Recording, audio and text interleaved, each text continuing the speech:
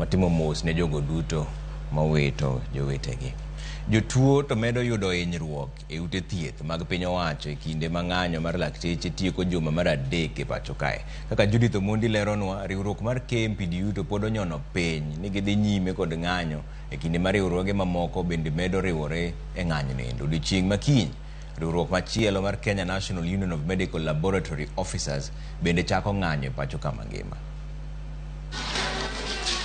Ma japuonjre ma jahiga 15 Josephine Atieno ma osebedo ka yudo thieth e osiptal moro mar ji giwegi e kaunti ma Homabay, kama nyaka sani ok onyal dhi nyime gi thieth kaluwore gi tuo ma oyudego, ma jolony ne yudore mane osiptal mar Russia kod Kenyatta National Hospital. Jonyuol Josephine nyaka sani koro kia kaka gitim nikech ng'anyo mar lakteche e ute thieth mag piny owacho. Gisani osekawo juma achiel to kano pime noyud ni en gi heart problem. Koro wapono no ko golwa sani ni wadhi Russia, Kisumu. Abedo standard nikech kaluwore gi doctors bogomo kila kitu onge, abedo standard aonge kaka nyalo timo. Akwayo ng'ata manyalo konya e chenro mantie go ni oyo konya mondo ayud kaka thiedho nyathina. Lit mar mama en neno ni kamoro ngima nyathine nyalo rochore poni ng'anyo odhi nyime. Akwayo jatenda kamoro amora ma entie ni koyie to konya nyathina ni endi oyud ngima. Nyathi en mar ng'ata ng'ata, ok en mara kende.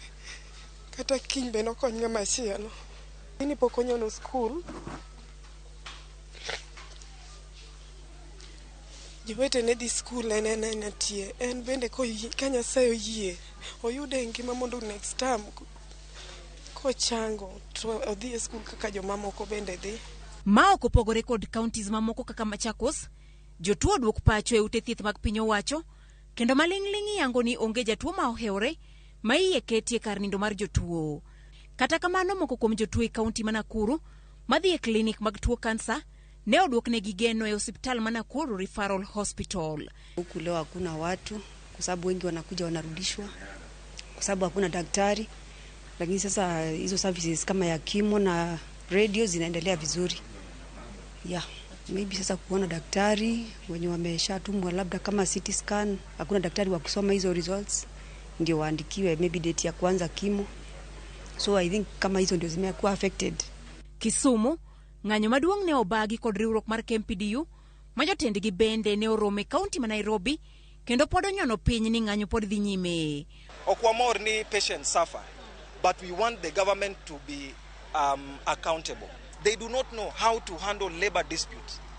We can negotiate, we can have strikes, we can protest. All these are legal ways of engaging your employer, and therefore those threats are illegal. It breaks our hearts when we see Kenyans going to hospitals and not getting the care that they deserve.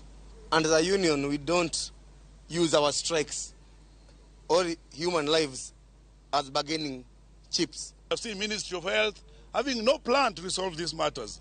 We have seen the county governments just running helter-skelter and doing politicking with this issue. Where this matter has reached, it is him who is to protect the Constitution. And in Article 43 of the Constitution is the one where every Kenyan has a right to access health care. Ka opogore kod riwruok mar Kenya Union of Clinical Officers, mang'anyo margi ni odiochieng' mar ariyo, odiochieng' makiny riwruok machielo mar jolony tayo laboratory mag osiptende, Kenya National Union of Medical Laboratory Officers, bende chako ng'anyo margi e pacho ka mangima. E odiochieng' mar 20 mar ng'anyo mar lakteche gi twak ma osebedo ka ok nyago lemo e pacho ka, odiochieng' makiny migawo mar thieth kaachiel gi riwruok mar lakteche romo e doho kendo mar neno ka midhiero mag-gi nyalo rumo. Judith Omondi, Ramogi TV, Nairobi. Jalup jatend piny Kenya Rigathi Gachagua